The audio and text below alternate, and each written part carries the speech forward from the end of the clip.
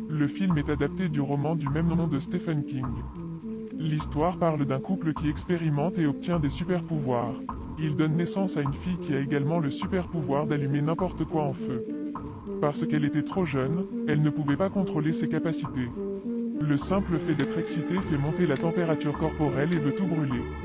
Ce garçon ignorant vient de tester la patience de Charlie. Même rire d'elle la rendait extrêmement en colère. La petite fille avait le dernier morceau de raison, alors elle a essayé de courir dans la salle de bain avec tous les robinets ouverts. Le professeur avait peur que quelque chose arrive à Charlie, alors elle est allée à la porte de la salle de bain et l'a ouverte, et fut émerveillée par le spectacle qui s'offrait à ses yeux. La vapeur qui monte semble extrêmement bizarre. La température ambiante a augmenté, l'enseignante a accidentellement mis la main sur la porte.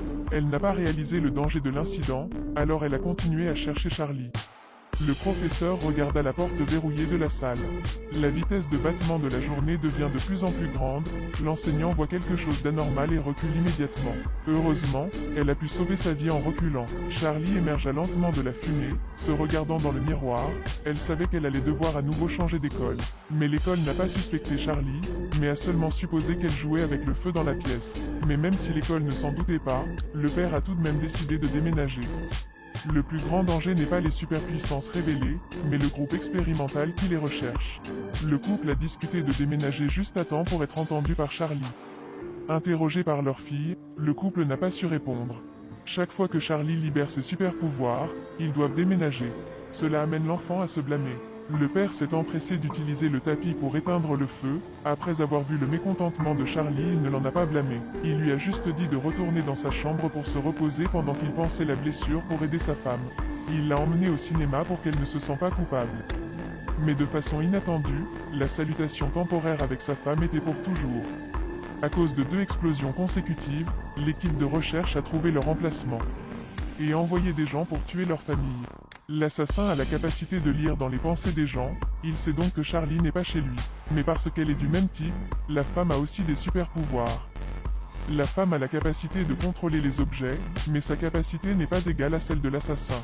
Peu importe à quel point elle essayait, elle ne pouvait toujours pas le battre. Andy a ramené Charlie à la maison à ce moment-là, regardant la maison en désordre, il s'est précipité pour trouver sa femme.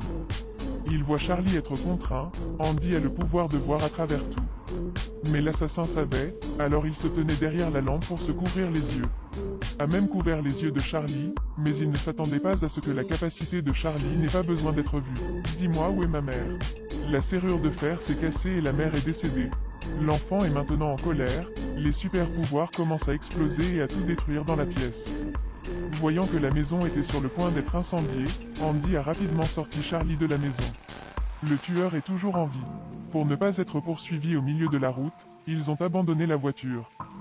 Ils ont vu une voiture sur le bord de la route et ont demandé au chauffeur de la ramener chez lui pour se cacher.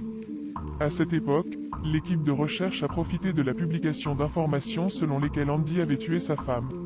Le conducteur a vu cela et a appelé la police, mais à ce moment-là, le tueur était également arrivé. En voyant le tueur arriver, Charlie était très en colère, avant qu'il ne puisse sortir en courant de la maison, il était en colère. Andy utilise ses super pouvoirs pour faire fuir Charlie et contrôler les pensées du tueur. À ses yeux, l'image de Charlie a progressivement disparu, car à force d'utiliser trop d'énergie, Andy s'est effondré. Puis a été renversé par l'assassin, de façon inattendue alors qu'il était sur le point de tuer Andy. Les gens de l'institut de recherche arrivent, ils emmènent Andy et l'assassin. D'un autre côté, Charlie n'avait personne sur qui compter, il a donc dû courageusement affronter la vérité.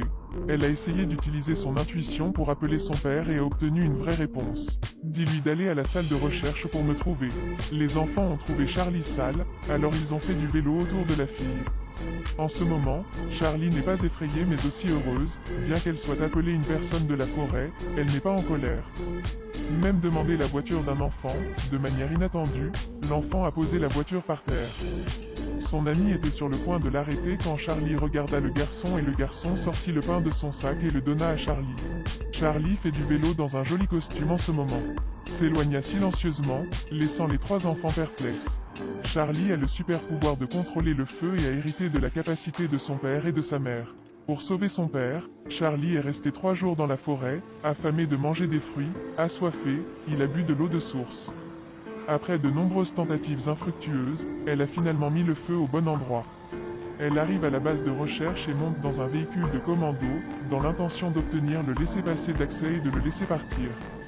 De manière inattendue, il a silencieusement pointé une arme sur Charlie, alors elle a dû y mettre le feu. Le grand bruit a agité toute la base, de nombreux commandos ont couru. L'agent de sécurité a coupé le courant, mais ne s'attendait pas à ce que Charlie ait des super pouvoirs spéciaux. Andy a immédiatement dit à sa fille de sortir d'ici, mais il s'avère qu'il n'a pas dit à Charlie de venir ici. Tout est une conspiration de Yan, son but est de contrôler Charlie pour qu'elle devienne son arme. Mais elle a sous-estimé l'amour d'Andy pour sa fille, il a utilisé son dernier super pouvoir.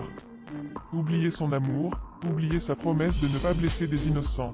Laissez Charlie brûler la base et sortez. Charlie tourna la tête d'un air froid et partit. Une machine à tuer se forme. Le garde a fermé toutes les portes pour l'arrêter, mais la fille a détruit tout le système. Une bataille commence, même si l'adversaire est une personne. Où ils ne peuvent rien lui faire tous les deux. Pas besoin d'utiliser le feu, seuls les yeux peuvent les contrôler. La femme était sur le point de s'enfuir, Charlie ne voulait pas lui faire de mal.